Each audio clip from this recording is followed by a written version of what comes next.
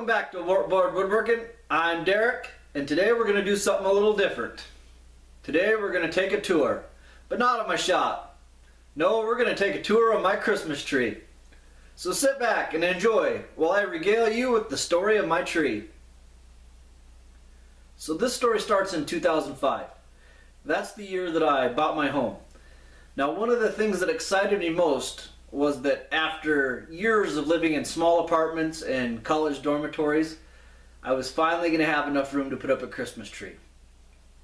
So the weekend after Thanksgiving comes and I go out and I go and I buy a tree, I buy the lights, I buy the ornaments, I buy the tree skirt, buy the beads, I got everything I need, to have my Christmas tree. So I come home and I set everything up and, well, this is what it looked like.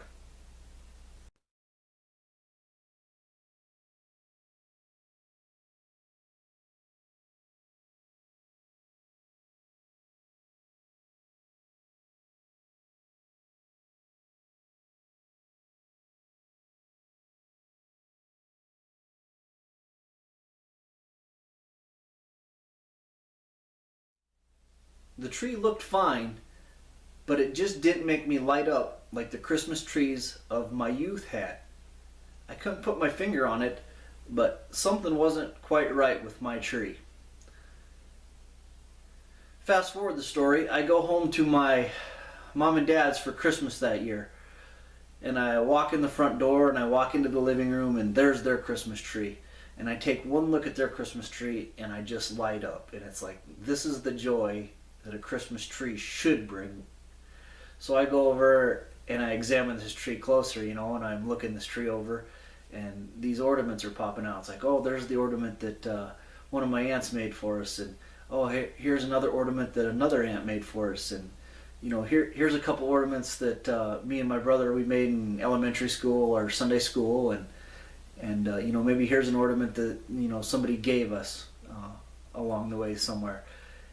And that's when I figured it out. I realized that what made this tree so special was these unique ornaments that had special meaning or special memories tied to them.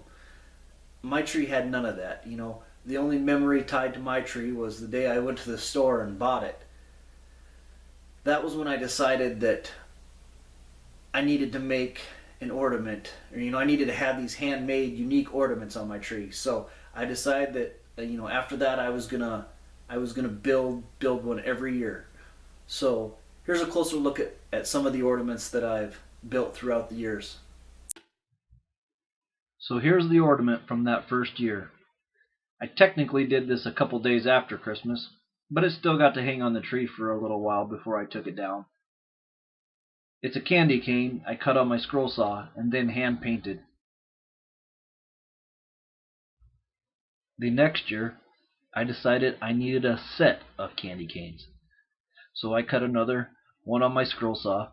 This time I switched the paint scheme, painting the larger stripes white and the smaller stripes red.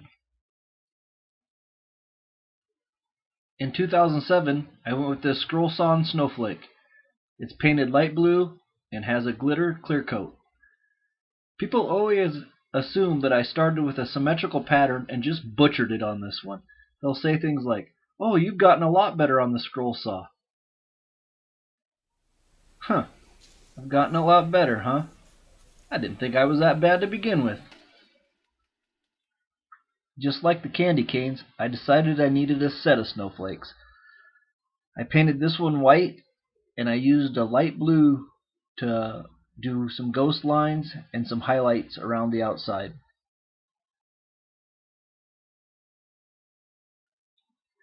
"2009 was the year that I got my lathe, and I decided I was going to use it to make that year's ornament. Since I'd never used a lathe before, I figured I was going to need to do a couple practice ornaments. I chucked up a piece of pine between two centers and I started turning, and when I got done, I liked the shape that I had, so I went ahead and sanded it and painted it, and this is the ornament you're looking at. In 2010, I decided to go with a turned ornament once again. I made this little penguin, His nose is a toothpick. His feet are felt. Originally, he didn't have wings. He hung on the tree that first year, and it was the second year that I decided he needed wings, so I made them. They are popsicle sticks, cut on my scroll saw, and painted black. This ornament was made from a golf ball from my hometown golf course. Basically, you get a golf ball, you drill a hole in it, you screw in an eye hook, you hot glue a tee to it. It doesn't get any easier than this.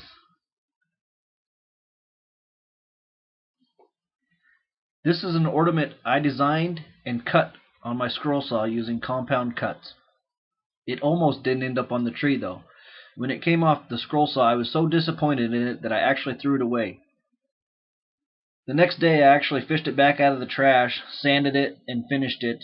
And now, once you know it, this is the ornament that probably garners the most attention from my guest.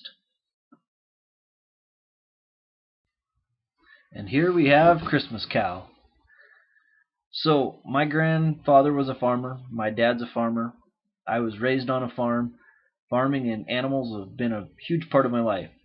This was a celebrity cow on our farm. She had quite unique markings. I've included a couple pictures of the actual cow here at the end so you can compare.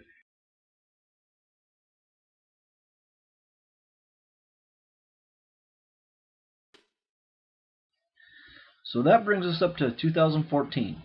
That's the year that I discovered the Christmas Ornament Challenge hosted by Alan Stratton and Carl Jacobson. This was my entry for that year.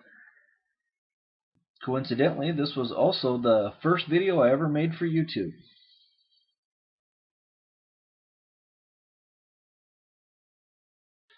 In 2015, I ended up adding 2 ornaments to the tree. This one and the next one. What I really like about this ornament is that it's made from construction materials, things that people wouldn't find attractive by themselves, but put together, they make a pretty nice ornament. It's made from pine, hardboard, and plywood.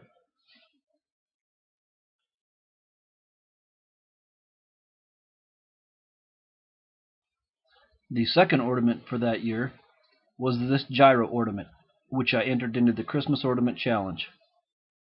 It's made from pine, cedar, and toothpicks.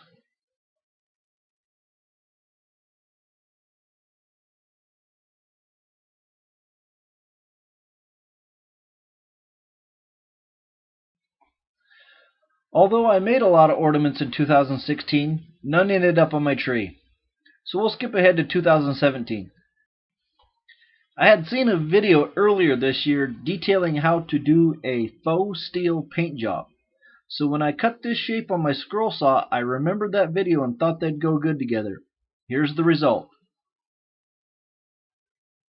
It looks like it's made from steel, doesn't it?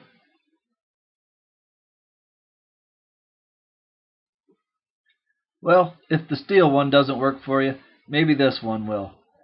This one is the same shape. I painted this one with red glitter paint though.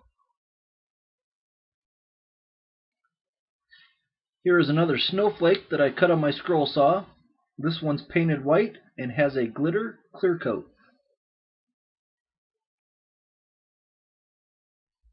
I used to be an ornament maker like you before I took an arrow to the knee. So this ornament's based on the video game Skyrim. And yes, somebody did steal my sweet roll. This is a popsicle stick sled ornament that I tried to make resemble my childhood sled as much as I could, right down to the paint job.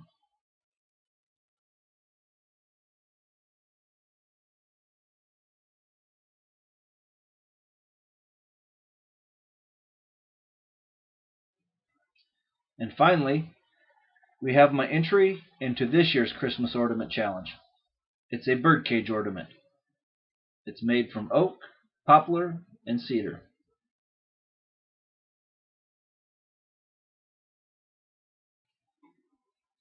Now that I have a tree full of these handmade ornaments, I can tell you with absolute certainty that that is what makes a Christmas tree special. I have a sled ornament that reminds me of my childhood. I have a golf ball ornament that reminds me of my friends. I have a cow ornament that reminds me of my family and where I came from. I urge you this Christmas to take a little time, make a handmade ornament. It doesn't have to be perfect. My ornaments are far from perfect, but that doesn't make me smile any less when I look at them. Merry Christmas. So, which one was your favorite? If you have your own special ornament, I'd love to hear about it in the comments down below. Thanks for watching.